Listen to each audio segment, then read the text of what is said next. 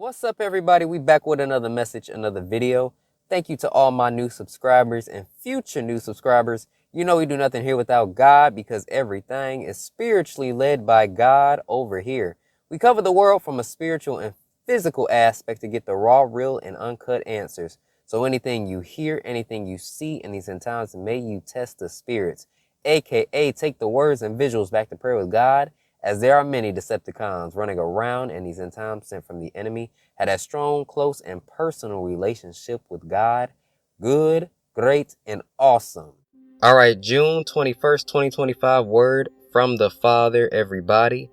So just remember to test every spirit, 1 John 4:1. Very important in the times we live in today. So I'm just going to jump right into it.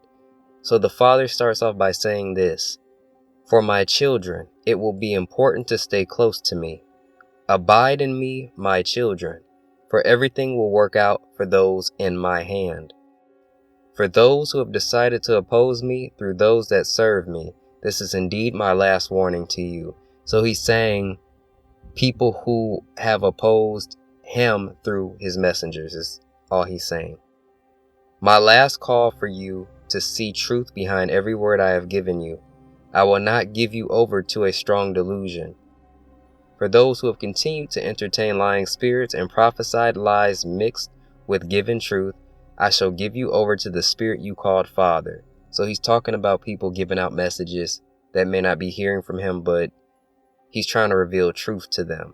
And just in general, if that applies to whoever that is, in a church, whatever the case may be.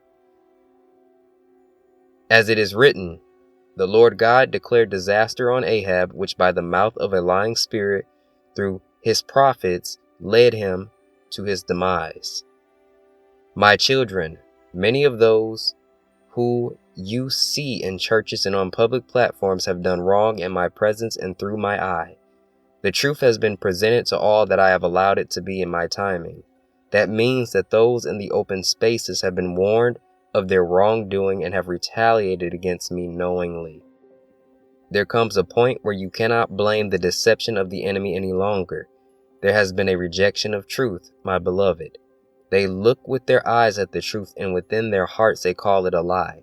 For I am that I am, and I am patient, one by one, situation by situation, settlement by settlement. All that I have called to see will see the results. As I have told you, the truth shall be revealed in an unsettling way for many. I have attempted to prepare the hearts of those who are unknowing to the situations at hand."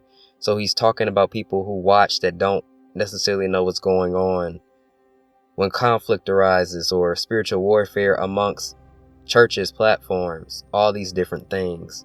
You really have a hard time discerning.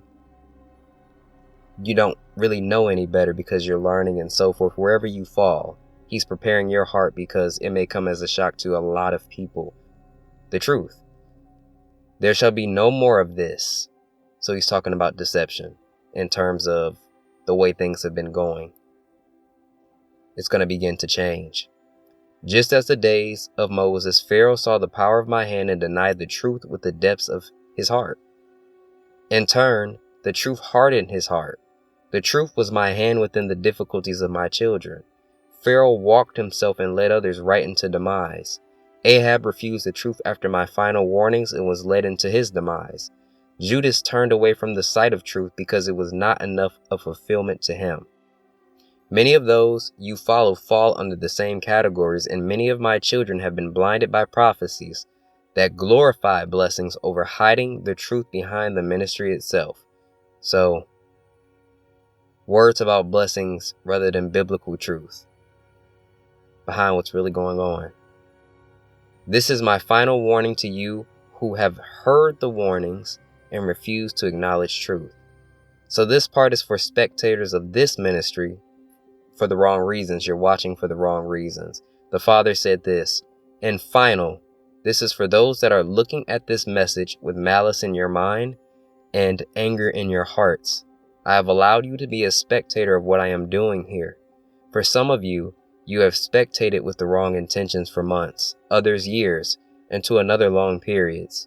For I have told you once before that I am aware of your motives. You, with your own eyes, have seen my hand in teachings of edification to my children. Yet in your heart there is bitterness, for I have been patient. For every day you continue to watch with the wrong intentions, it shall bring you one step closer to undesirable results. So I'm going to leave that where that's at. This last part is for those waiting on God, so wait on God.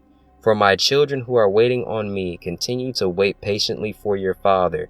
Each step will lead to another. Know that I love you greatly. So very simple, all right? Real quick message here from June 21st, 2025.